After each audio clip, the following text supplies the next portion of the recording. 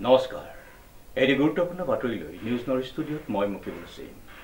Lions club Jorhat Dishai ভেলীৰ উদ্যোগত 23 এপ্ৰিল বুধবাৰে জ্যেষ্ঠজনৰ বসন্ত উৎসৱ দিনজোৰা কাৰ্যসূচীৰে উলহ মালহেৰে উদযাপন কৰা হয় নিউজ নাওৰ এক বিশেষ প্ৰতিবেদন লায়ন্স ক্লাব যোৰহাট দিছৈ ভেলীৰ উদ্যোগত 23 এপ্ৰিল বুধবাৰে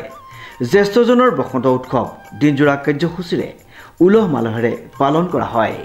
পুৱা ক্লাবৰ সভাপতিয়ে বিহুৰ পতাকা উত্তোলনেৰে দিনজোৰা কাৰ্যসূচীৰ শুভাৰম্ভ কৰে বিহুৰ লগত সংগতি ৰাখি এলানি ঔষধজাতীয় গছপুলি ৰোপণ কৰা হয় উক্ত অনুষ্ঠানত সন্ধিয়া সাংস্কৃতিক অনুষ্ঠানটি দোনাজৰ ছাত্ৰীৰ দ্বাৰা সমবেত সংগীত পৰিৱেশন কৰা হয় অনুষ্ঠানটিত কবিতা আবৃত্তি কৰে ইলা চক্ৰৱৰ্তীয়ে ডক্টৰ প্ৰসেনজিৎ পাঠক ডক্টৰ ৰিপুঞ্জয় চক্ৰৱৰ্তী অনাতাৰ শিল্পী মিহিৰ বেজবৰুৱা কণমানি নিবাঞ্চি এম দাসৰ বিহু নৃত্য নিহাৰিকাৰ বিহু আৰু কণমানি অভিষেক বৰুৱাৰ কিবৰ্ডৰ লহৰে সকলোকে আপ্লুত কৰি তোলে ক্লাবৰ সম্পাদকে খলাগৰ খৰাই আগবঢ়োৱা সমগ্ৰ অনুষ্ঠানটিৰ আঁত ধৰে লায়ন প্ৰেম বৰুৱাই জাতীয় সংগীতেৰে অনুষ্ঠানটি সামৰি পৰে উল্লেখযোগ্য যে লায়ন্স ক্লাব যোৰহাট দিছৈ ভেলীৰ উদ্যোগত 2005 চনৰ পৰাই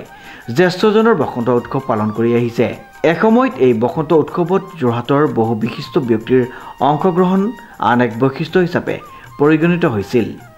এতিয়াও দিছৈ ভেলীৰ সদস্যসকলে ইয়াক ধৰি ৰখাত সক্ষম হৈছে দিছৈয়ান হিচাপে নিজকে পৰিচয় দি ভাল পোৱা সদস্যসকলৰ প্ৰচেষ্টা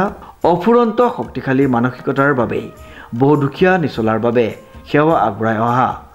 নিজৰ বিহুটিক এক সুকীয়া স্থান দি ইয়াক জীপাল কৰি ৰখাত সক্ষম হৈ আহিছে ব্যুৰ' ৰিপৰ্ট নিউজ নাও